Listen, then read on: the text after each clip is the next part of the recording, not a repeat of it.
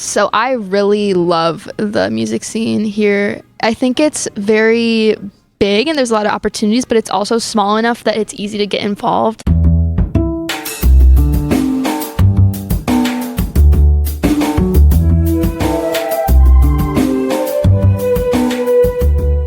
This is Champaign is Also a Band podcast. One songwriter, one song. I'm Sven, your host for a journey into the music of Champaign-Urbana. Recorded in the Blue Box studio with a songwriter from the Champaign-Urbana music scene, past or present. Champaign is Also a Band podcast is proud to be a part of the Champaign Showers Podcast Network.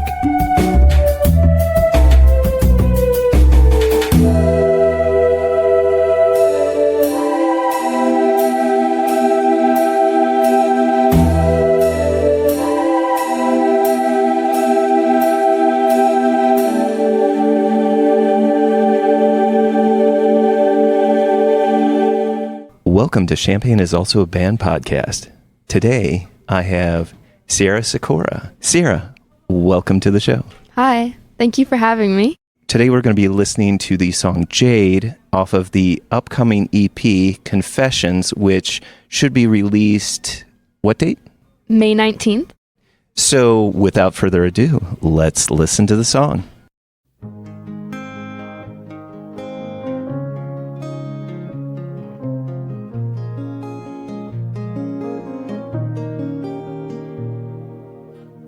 Like honey butter toast, hair like silk. Just being around her is always a thrill. Her wardrobe is to die for. She's social and kind. She doesn't even realize she's perfect all the time. Honored to even know her name. I'm here, but everyone wants Jade. Her dark chocolate eyes I see, but I wish you didn't too. Scared you'll get lost in them. And when she smiles, I'm hoping that she's not in your view. Wish you'd see me instead. Effortless is the word for her, I'm just a mess. I have everything she has, just slightly less. My best friend, but sometimes I'm jealous though. 'Cause I love her, but I hope you don't. I hate it when you touch her arm, even as friends. 'Cause it's so clear when you touch me, you're uninterested. I wish we talked like you two do, so easily. 'Cause when it's us, I wonder if you take me seriously. I noticed your lashes and highlights. Would you notice me, or is Jade too bright? Her dark chocolate eyes, but would you look at mine? They're like cinnamon, can't you get lost in them? And when she smells, everyone within moss is the sun. I can't compete with that.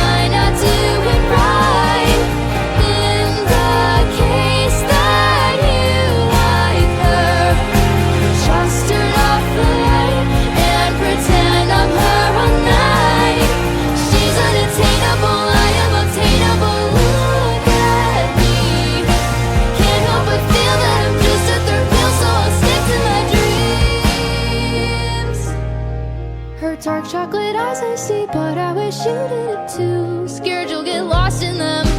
And when she smiles, I'm hoping that she's not in your view. Wish you'd see me instead.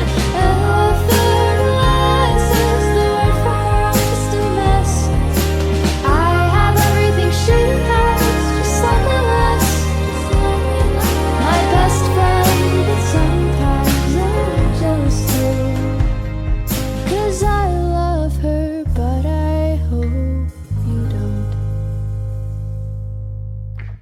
Welcome back. So, of course, my first and favorite question to always ask is, what came first? Was it the music or was it the lyrics?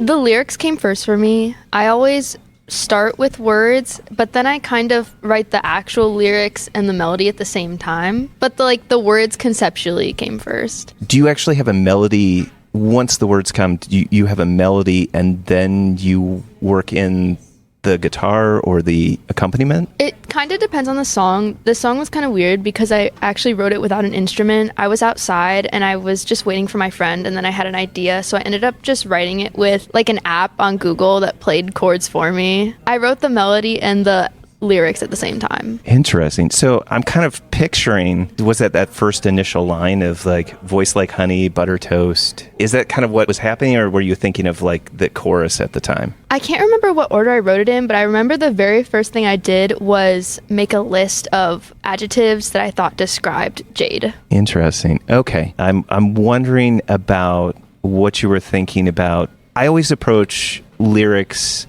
in how is the narrative being told? Who is the person telling the narrative? Who is the person that is telling the narrative talking to?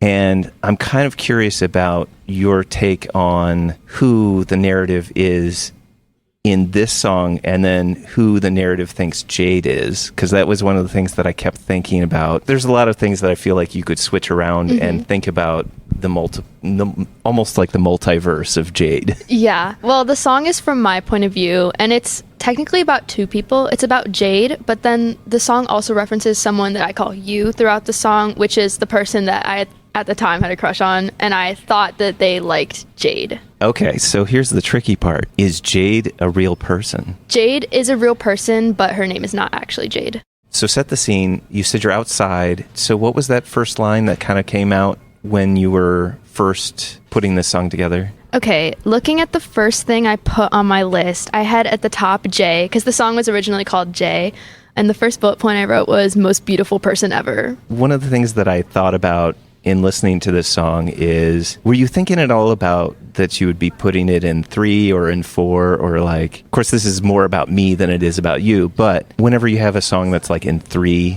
that has kind of a waltz kind of feel to it, I always think about that, talking about whenever it has that function, it's almost as if it's two people that are interacting and trying to function together, which is like a dance, right? And I kept thinking about, it's this kind of weird play between you and Jade, because it's somebody that you like, but you were afraid would take away this person that you cared about, maybe possibly even loved. I'm curious about when the spark happened where you said, okay, I want this song to be about this Jay or this Jade person. I think the original concept I had was that I was jealous of Jade, my best friend, because she was closer with the person that I liked than I was, and I then sort of expanded it past just this person, and it's like, oh, it's actually everyone that thinks she's better than me. So it kind of evolved from that initial thing that was happening, and I don't think about it in 3/4. I think about the song in 6/8 time, and it wasn't really on purpose. I think I just tend to write in 6/8 a lot because it's easier for me to write in for some reason. I misspoke. I was thinking like whether you choose to do it in 3s or do it in 4s, so it's like 4/4 or something that's divided by 3. You had written the lyrics, you'd come up with a melody. Did you add a guitar after that, or did you start in with like the piano? I was curious. That's a piano I'm hearing, right? Yeah, it starts out with both guitar and piano actually at the same time, but for the longest time I only played the song on guitar. I think when I was writing it, the app that I used, you can pick the instrument to play, and I think I used guitar, but I honestly can't really remember. So this Google app that you're working, it was Google you said, or something, or whatever. It's called like One Motion Chord Player or something. Do you tell it what chords you want it to play, or is it kind of automated creating chords? You pick a key and like a tempo, and then you can click different buttons to play different chords. So I just I chose the key, but I chose the chords too. So are they like little pads that you can select? Okay, cool. I couldn't figure out what the mechanism was, and I was afraid that maybe AI was figuring out how to follow a melody and be like, I'm you're sure obviously... it can at this point. Yes, right. I mean, it can write songs, but everybody just fascinates me in terms of like creative people fascinate me in the different innovative ways that you can create and put together a song. Mm-hmm. When you did begin to, I guess, flesh this out and add the piano and also the guitar and then the drums, like what was the steps in terms of how you added that or chose to do the arrangement for it? Yeah, okay, this question's actually really good because this song took me years to produce. It took me 30 minutes to write the song, but it took me so long to actually come up with the arrangement because I have like 6 different versions I made of the song, and I had like a fully produced one too that was like ready last summer, but then I was like, I don't like this.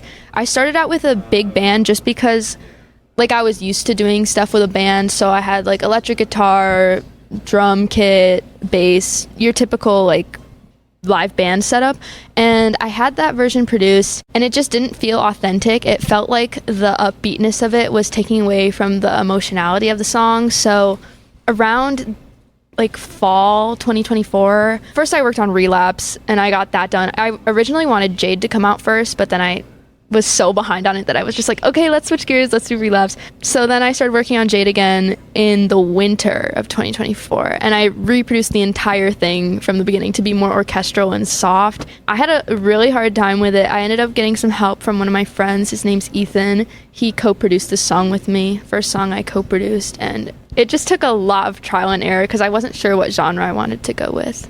That wraps into your upcoming EP, Confessions. Was that part of the consideration of what style you would release Jade in because you were thinking about the overall picture of how these other 5 songs were going to fit stylistically into the whole EP? I feel like the songs on the EP kind of naturally go together just because I wrote them around a similar time, and I just like have a certain sound in my head and they all end up sounding kind of similar just because it's all by me. But the original version of Jade was very similar to Relapse, so it wasn't like too different from the EP. It just was not right for the song.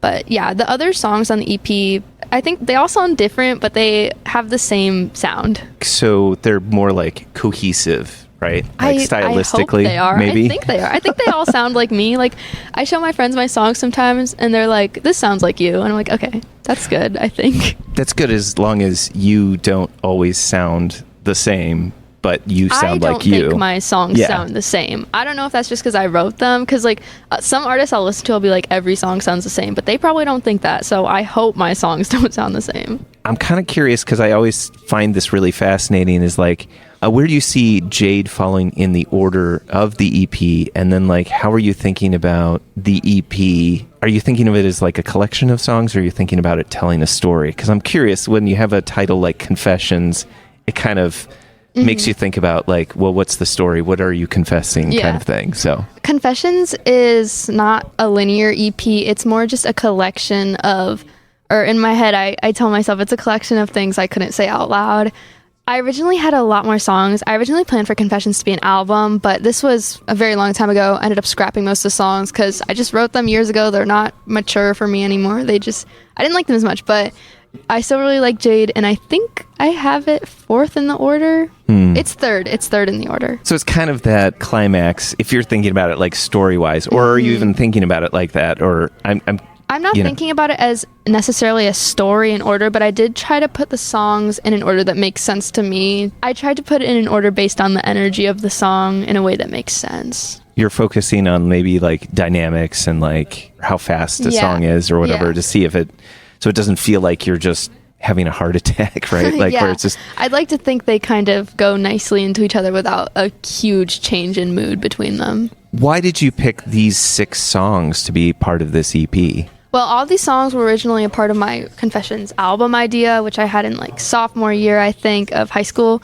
And I picked these songs because they were the ones that I still like years later and can be proud of, because the other songs, if I put them out, it would be just like to put them out, not because I actually want to. Yeah, I'm a perfectionist with my stuff, so if I'm putting something out, I really have to like it and enjoy it. I do have a lot of songs that I didn't include on the EP that I would like to release, but I think that there's just a period of time in my life that I feel like this fits into, and some of those songs are just too new, and I do have ideas for the future, so I'm keeping those back.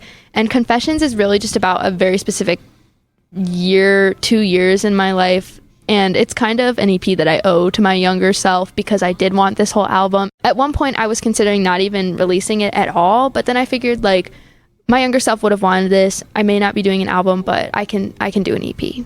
I'm going to throw something at you because, you know, we had a few times that we were supposed to meet and get together, and then the weather was like, no.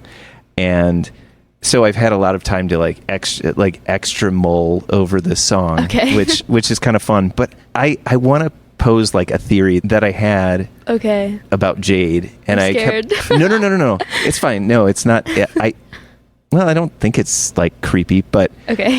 No, I kept thinking about Jade is a different version of you, of like a different way of looking at yourself, because I thought that would be kind of like that would be like a cool twist. Maybe I've just watched too many movies that are like thrillers that have that twist at the end, but I thought about it as like some of it is like partially just denying that yourself could be that good, and then also maybe even having a difficulty with feeling like you could never be Jade, even though you are Jade, right? Mm-hmm. Or even, I'm going to throw out the third thing, which is that there's the dynamic of either Jade was who you were, Jade is who you are, or Jade is who you want to be. So it's like this weird... Anyway, so as I said, it's this weird thing where I kept thinking about, you know, because you say something about her chocolate eyes, but then you're like, your eyes are cinnamon, but I'm like, well, but those are pretty much the same color. They're just well, I was just thinking that's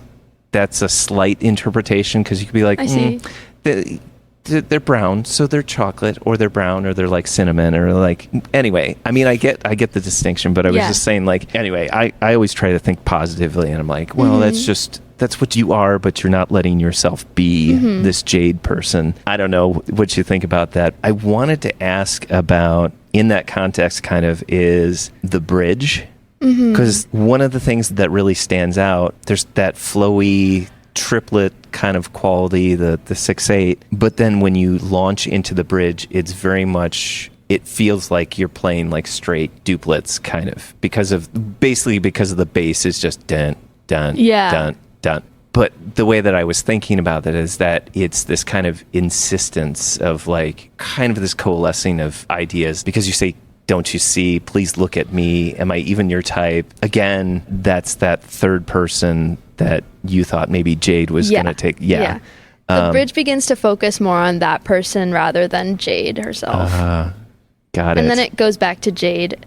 I feel like the second verse also begins to focus more on that person than Jade. That wasn't the interpretation that I intended, but I think it's really interesting. But yeah, Jade is not me. She's my childhood best friend.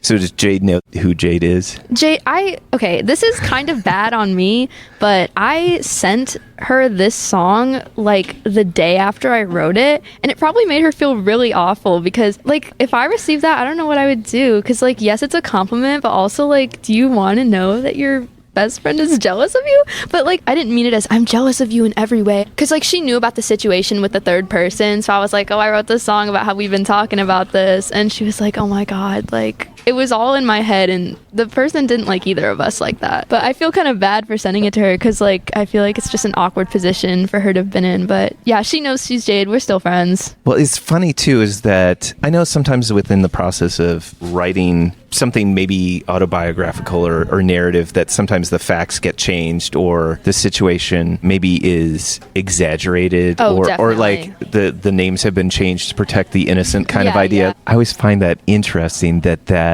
is kind of this interesting mode of like, sometimes people will like downplay something in a song, or sometimes they will upplay it. I always upplay. Like they're all based on true things, but sometimes I make it more dramatic than I'm like actually feeling at the time, just because it ends up coming out that way when I write it.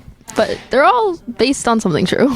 I don't know why this is in my head, but I'm thinking about how, you know, our own memory functions in this way of like, whenever you are remembering or looking back on something, you're not necessarily remembering that event. You're just remembering the last time that you remembered it. I've heard that. So, I mean, who knows? That could be pseudoscience, but I always think about when we kind of use art to remember things that happened or things that we're going through. Like, is that in a way creating that new memory? Well, we talked a little bit about the arrangement. So one of the things that I appreciate about this song a lot is how you make it build up. Because it's it's very subtle with the piano and the guitar, with very like arpeggio, and then it's not even until like the actual first chorus that you have the bass come in. Now I'm blanking on when the drums come in. Drums? I think those come in with the bass, don't they, on that first chorus? They come in on the second pre-chorus with toms, and then it comes in with kick, snare, and a tambourine on the chorus. Then the bridge is where like a ride comes in, and then there's some strings in there. Yeah, and the things strings like that. are what Ethan really helped with, because he had a little more experience arranging strings than me, so he honestly like did most of the string arrangement. Like the whole way that this is put together has a mature sound, which I think is like, I don't know, it just seems like it's well thought out in terms of, I don't know, continuing to give something new to the ear. Yeah. That's what I like to do. I like to try to include like little counter melodies and embellishments. That's like one of my favorite parts of producing. So like in the second chorus, I incorporated a bunch of little string and bell sounds that are just very subtle, but they do have melodies other than the main melody, and I really like that kind of thing. And you did all of the not chorus, but like the background vocals, etc. and stuff like that. So how do you think about putting those together? Like if it were me, I would write out all of the parts and be like, okay, it needs to do this in order to make this kind of chord. But perhaps are you the type that can like just think about a melodic line and then think about the harmony notes with it? Yeah, honestly, I improvise all my backing vocals. I don't usually have a plan, except I did plan for astrology just because the harmony was like 6 parts and I didn't think I could figure that out because it was like not traditional chords. But yeah, for Jade, I improvised all the backing vocals, and like I follow the same structure for most of my songs. I do a high and low harmony over the lyrics, and then I also do like hums and oohs, and those ones I kind of just like hear what's playing and I sing something that makes sense, then I listen to that and sing a harmony over under it, because I can just sing a harmony based on hearing a melody. So I usually have some sort of idea in my head, but nothing fully fleshed out. And while I'm recording, I'll have more ideas and be like, oh, I could add this. Like the ad-libs in Jade, those I just thought of while recording. Like when I'm producing in general, it'll start with something basic and then I'll just like listen and hear in my head what I want to add. One of the tricky parts about having a lot of ideas is how do you balance when making, I guess, where the less is more part of it, right? Definitely. Because I could see it would be easy if you're producing something yourself and recording yourself to be like, oh, I can add just another little line or whatever, and then it just keeps getting bigger and bigger until it isn't effective. So did you have a bunch of things that you ended up like pulling off? I did. I mean, overall, I originally had the song as like a full drum kit, electric guitar. So that definitely changed because it was just too much. But I also, in the current version, I originally had really loud and like just really extravagant strings on the first chorus and throughout the whole song, and it was so like beautiful, but it was just too much for the song, and I kind of wish I could have kept it somehow. It was doing too much. The strings were taking up too much space, and they weren't supposed to be the main instrument. They're just supposed to support the rest, so I ended up removing a lot of string parts. I'd be really interested to hear what that would be. You could release that as your what do you call it, like your, I don't know, alternate version or something. It's like a bonus track. I released an unreleased demo on SoundCloud. It's my full band version. I'd like to tell you kind of what my favorite part of the song is, and I'll ask you afterwards what your favorite part is. There's a part that's just, it's still part of the chorus, I guess, is the effortless is a word for her. Yeah. Right? So during that first part that you do, the effortless is the word for her, there's this really nice embellishment with the piano. It's just like ding, ding. And I'm doing that completely wrong. That was not my doing, actually. But it's like so very, I don't know, kind of skipping along, but also in my mind, it's this perfect word painting of somebody being effortless, just kind of like no big deal. And I don't know, I just feel like it captures the moment, and it's so not overdone, literally, because there's not so many instruments that are just like choking out this really beautiful line that's happening there. It does a great way of giving something new to the ear, and then like it gets itself ready for more things to pop up. Yeah, I love that part too. I actually didn't think of that part. That was my teacher in high school, not even my like main teacher, and they actually were listening to the project. I was like, do you have any suggestions? And this was back when it was the full band version too, and they're like, this would be kind of cool, and I really liked it. So Mr. Lauver, if you're listening, thank you for that. That's awesome. If that's like your favorite musical part, I'm really curious about what is your favorite lyrical part. Let me think. I really, really like the lyricism in Jade. I think it's one of my best songs lyrically. I think the imagery overall I'm really proud of. There are a few specific lines I really like. I was proud of myself for coming up with the hook, like, I love her, but I hope you don't. I thought that was really clever. And I really like the line, and when she smiles, everyone within miles sees the sun. I can't compete with that. I think that's a great line. I really like the line, I have everything she has, just slightly less. It's very simple, but it gets the point across. Yeah, those are a couple of my favorite lines. And I don't know if I'd say that piano part is my favorite part of the song. I really like it, but I think some of my favorite parts are actually the string parts. So on the second chorus, when it goes, and when she smiles, everyone within miles, there's this string part in the background. You can't really hear it that well, but it goes like,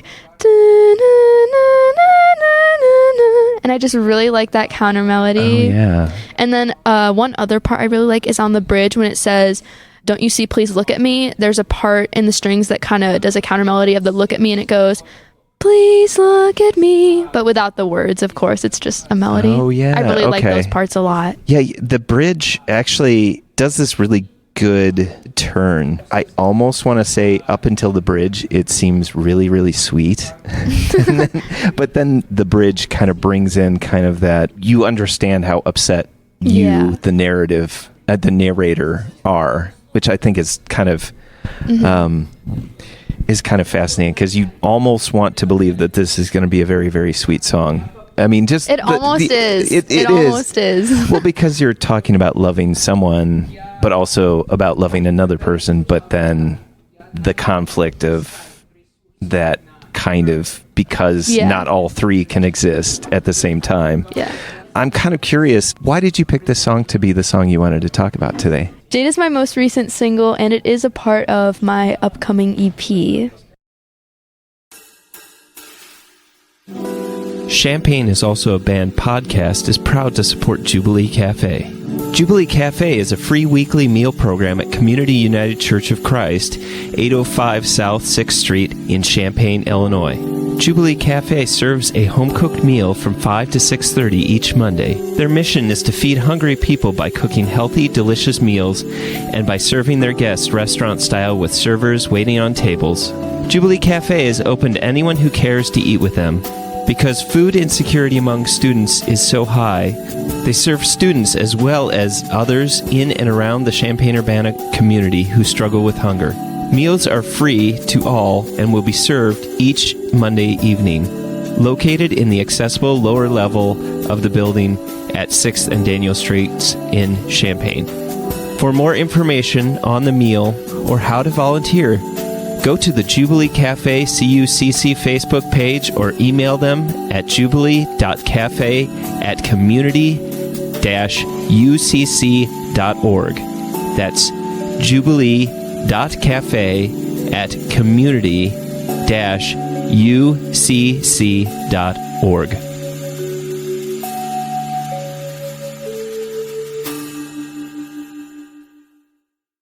Welcome back. So, of course, Sierra, what is your favorite Champaign-Urbana venue, past or present? Well, I haven't been performing for a crazy long time in Champaign-Urbana, but out of the ones that I've played, I don't know if it's my favorite venue, but my favorite show that I've played is at the Cosmo, which is a house venue, And it wasn't necessarily because of the actual venue, but I just really loved the crowd that show. They were the most involved and fun crowd. So, but I am playing Canopy Club for the first time this week, the day that we're recording this. So who knows, maybe I'll like that more. That's like one of the bigger venues in Urbana-Champaign. So do you have a favorite show that you've gone to, perhaps? I've gone to?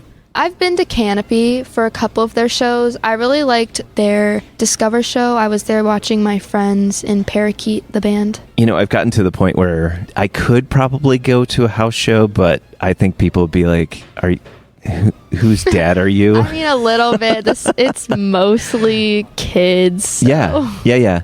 No, but I do feel like I miss out on, because there are like some college bands and even some high school bands that get started and then start playing at house shows. And I mean, honestly, there's so many times where I think, how amazing would it be to have seen the high school or college version of insert famous band here, right? Like, like American football. Exactly. Started here. I don't know. I think that would have been really cool to see. And also, it might even be really cool to be like, wow, when they first started, they were terrible. Not to say that they were. I'm just saying, like, I think a lot of people, like, see that, I want to say that end trajectory of someone who's been doing it for so many years and then don't think that they can ever meet that level. But they also haven't put in those 10 years to become really great performers kind of thing. But it takes a lot of work to be good. Sometimes Grandma's house, I feel like, has some older people there. Like, there was this girl I was performing with, her parents came to the show, because Grandma's is like, it's one of the more chill house venues, so. You could always go to Gallery Art Bar, Canopy. That's true. Not a house show, but real venue, so it's more acceptable for adults to show up. In terms of, like, what makes a good music scene, like, what do you think makes a good music scene? I really wasn't a part of a music scene until I got to college, mainly because I was really busy in high school and I didn't really go out by myself other than like with my friends. But being in college, I'm more independent, so I can get more involved in things. So I really love the music scene here. I think it's very big and there's a lot of opportunities, but it's also small enough that it's easy to get involved. Like, Chicago is a big city. I feel like it would be overwhelming to get involved in the Chicago scene just because there's so many venues and it's like more professional. But here it's like there's house venues everywhere and everyone knows about all the house venues, so you can kind of just reach out to any of them. And I think people here are very like willing to help other people. Like, everyone I've talked to here that runs a venue or books something, they all seem like they want to book you and they want you to succeed, whereas I feel like in Chicago, reaching out to venues, it's like, please let me perform, you know? But I love it. I think there's so many music enjoyers here, and I can't imagine going to another university. I'm kind of curious, like, in your experience with the Champaign-Urbana music scene, like, what do you think we could use? What do you think would be good to add? I think maybe more artists like me. I don't know, because I feel like a lot of the bands are like punk and like rock, or they're indie, and I think I'm one of the few like pop performers at house shows. And I think a lot of the bills, sometimes I just don't fit the bill because everyone else is like doing really heavy stuff. So I think it would be nice. I know a lot of pop artists that are my friends, but they just don't play a lot for some reason, and I think having more shows that were pop focused would be really awesome. I mean, I do play pop indie, like I purposely pick covers that I think will fit the scene more, but yeah, just more space for pop artists in Urbana, I guess. I guess I didn't realize that. It makes sense. It usually is like full bands playing at house shows, or, you know, hip hop artists, which, you know, there's a certain pop element to that, but it's louder. Yeah. Definitely. I know of like 2 other pop performers that do house shows other than myself. And I'm sure there's more, but just off the top of my head. And like all the main like bands that people want to see, they're bands. There aren't many solo performers. I guess that could be a more broad thing, just like more space for solo artists, because it's very band centric.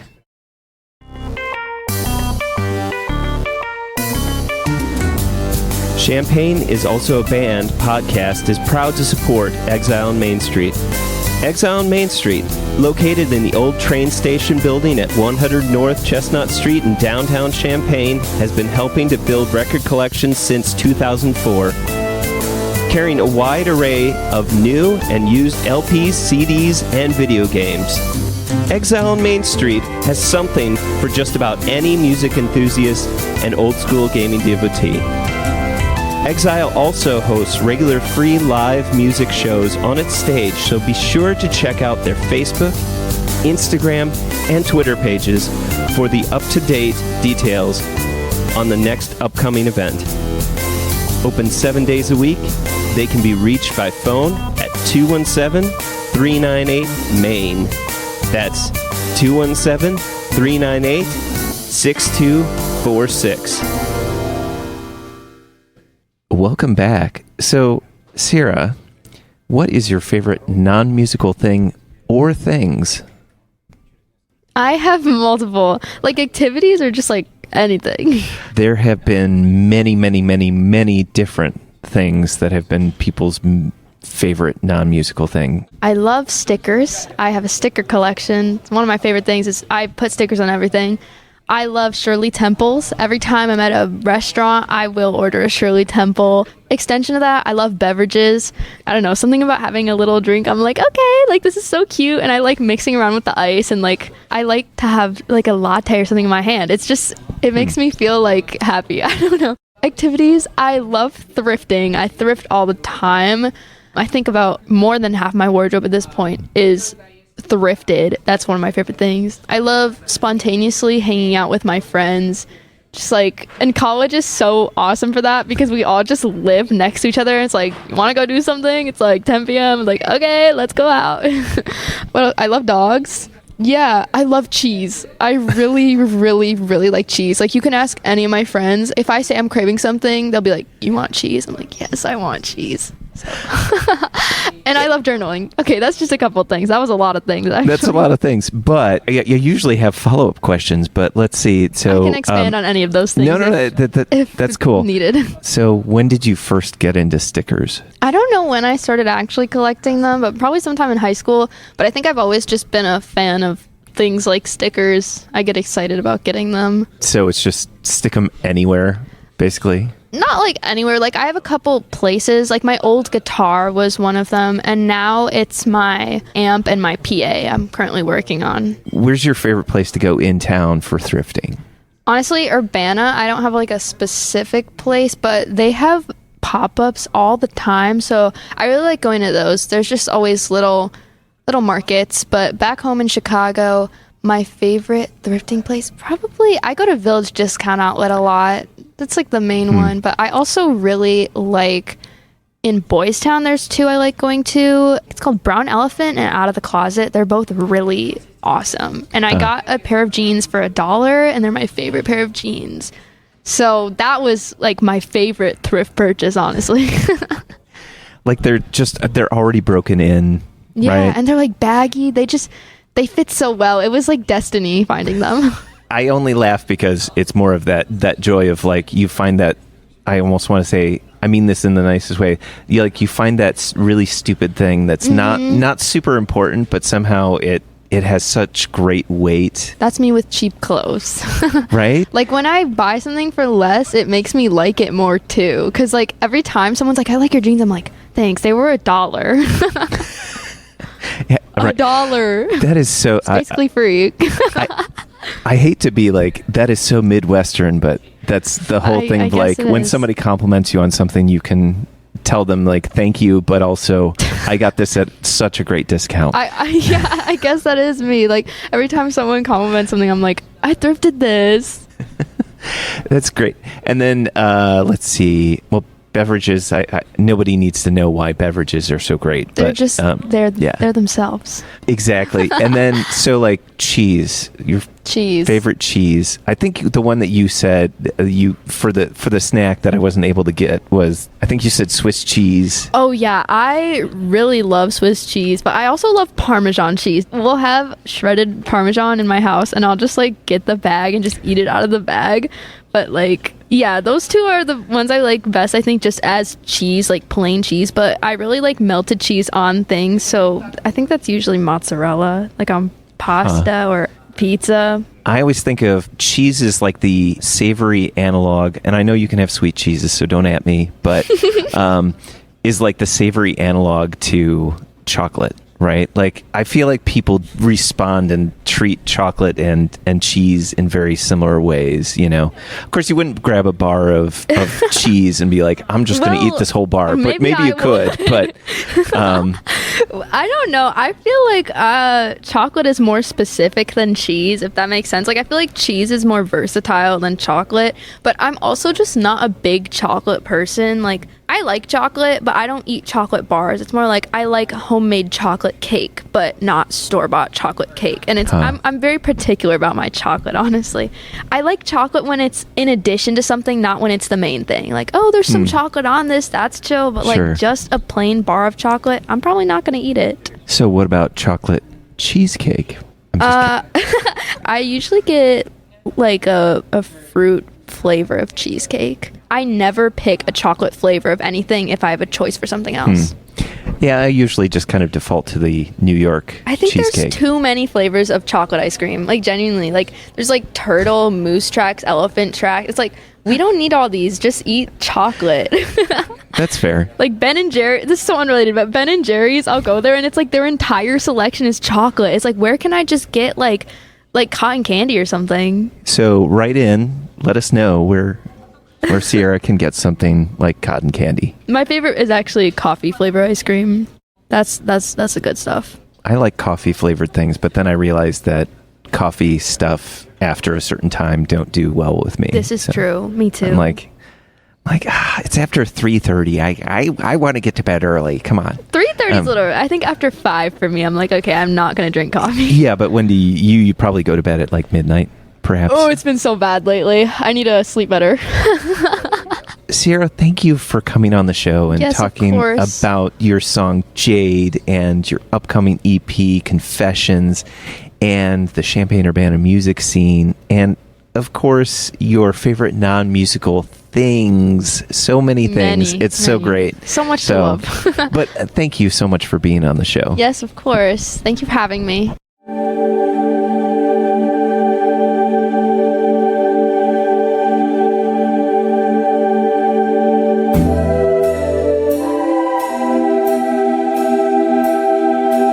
Thank you for listening to Champaign is Also a Band podcast. This is Sierra Sikora reminding you great music is out there. Go find it where you live.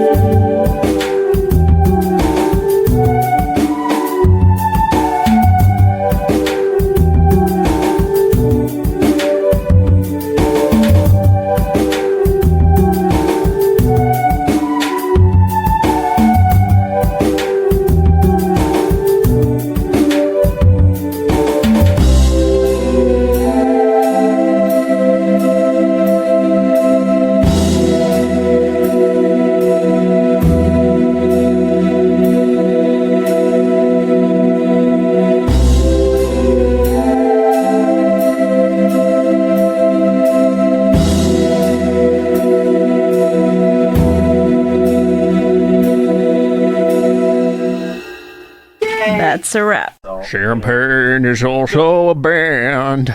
You almost have an NPR voice. It's so good.